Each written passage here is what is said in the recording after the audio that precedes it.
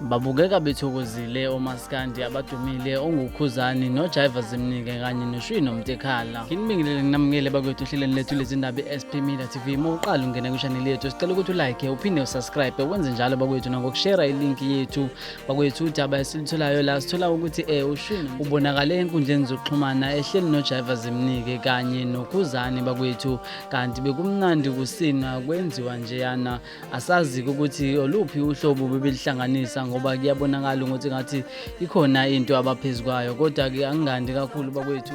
Kanti ke bakwethu okuningi sokuthola maqhubeka isikhathi sibona enkundleni zokuxhumana ukuthi baposta bathini, kodwa ke ithemba likhona bakwethu ukuthi bona labaculi basebenzisana, futhi siyabonga bakwethu mabesakhona abaculi abakwazi ukubambisana ngalendlela.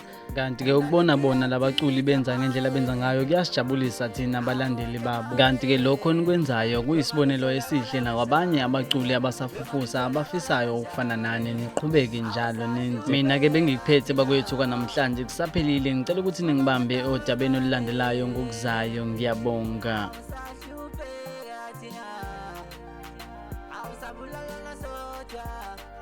Sabulala na soja, ngenxa yemali.